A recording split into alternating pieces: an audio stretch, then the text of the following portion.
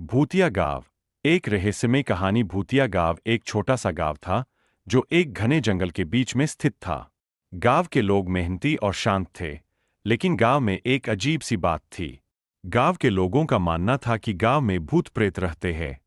गाँव के लोगों का कहना था कि रात के समय में गाँव में अजीब सी आवाजें सुनाई देती है। कुछ लोगों का कहना था कि उन्होंने रात के समय में गाँव की सड़कों पर अजीब सी चीजें देखी है। गांव के लोगों का मानना था कि ये सभी चीजें भूत प्रेतों की करतूतें हैं। एक रात गांव के एक युवक ने सोचा कि वह गांव की रहस्यमयी बातों का पता लगाएगा।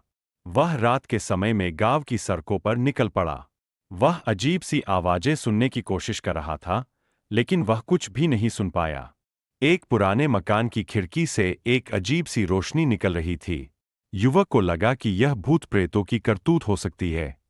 वह डर गया और वापस अपने घर चला गया। अगले दिन युवक ने गांव के लोगों को अपनी रात की घटना के बारे में बताया।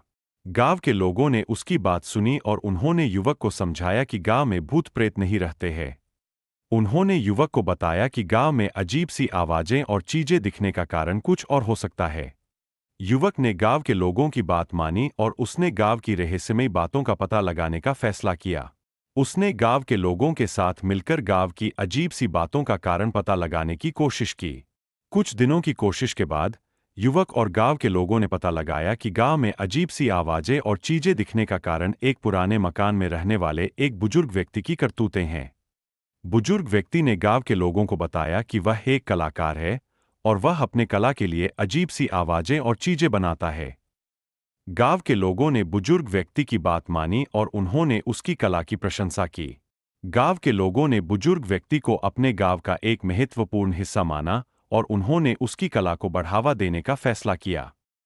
इस कहानी से हमें यह सीखने को मिलता है कि हमें अजीब सी बातों के पीछे का कारण पता लगाने की कोशिश करनी चाहिए।